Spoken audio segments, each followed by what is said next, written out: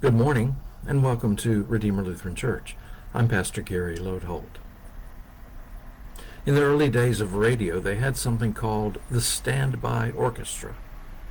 Radio in those days was done live, and there were some occasions when the performer simply wasn't ready to go on air when the time came. So there in the studio, they had the standby orchestra. The announcer would announce that the performance everyone was expecting would begin in a moment, and would the audience please stand by? And then the band would play to fill the empty time. This became something of a powerful image for me when I was in seminary, as we were taught that as pastors our role is often to stand by those in need. We were called to walk with people, to accompany them through whatever came their way in life, and to represent the care and compassion of God in that time and place. We often commented that our call was, don't just do something, stand there. Be with them. Share it with them. Represent God to them. Well, there's an example of friendship like that in the Bible, but most of the time I don't believe many of us have paid much attention to it. You find this example in the book of Job, and typically either we get caught up in what happened to Job or engaged in the theological discussions that make up the book. We might be focusing on the discussion of bad things happening to good people that the book questions. There is much in Job to draw our attention, but as we are continuing our exploration of friendship in the Bible, I want us to look today at just a few small verses in Job chapter 2. Let me remind you what had happened. Job was a devout follower of God, and in God's throne room, Satan pointed him out to God.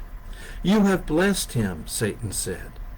"If you take away his blessings, he won't be faithful any longer." Well, God accepted the challenge and allowed Satan to afflict Job. All of a sudden, Job gets word that an enemy has carried off his oxen and killed his servants.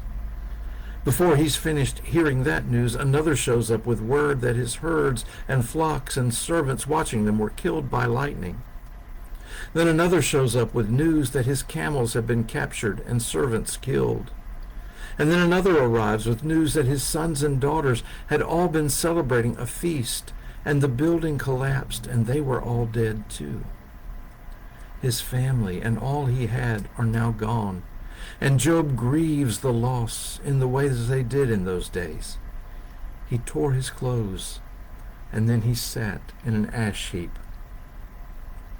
That's when Eliphaz, Bildad, and Zophar show up. They were friends of Job, and, well, I'll let the Bible describe what happened. Now when Job's 3 friends heard of all these troubles that had come upon him, each of them set out from his home. Eliphaz the Temanite, Bildad the Shuhite, and Zophar the Naamathite.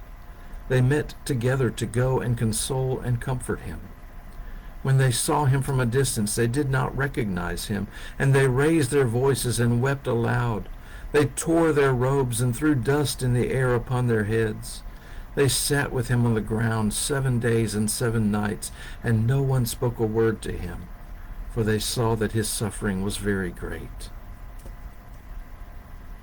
Did you hear that? First, they joined him where he was in his grief. They tore their clothes and sat in the ashes with him. Then they sat there with him for 7 days. They sat there with him in silence, simply being with him, sharing his sorrow and grief. Don't just do something. Stand there. In this case, sit there. My friends, I believe that the example set by Eliphaz, Bildad, and Zophar is one of the finest examples of friendship and love we can find. They didn't try to fix the problem. They simply were there for their friend and shared in his grief.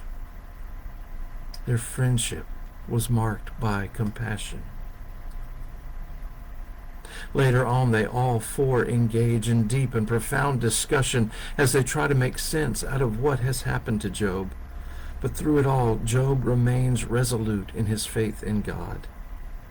finally, in the very end, everything is restored to Job. Maybe the message for us today is that we don't always have to do something. Perhaps the real heart of friendship is the sharing of life, good and bad, together. We walk alongside each other with love and support, standing by. I hope you can be a friend like that. Thanks for watching, and remember to let this day belong to God.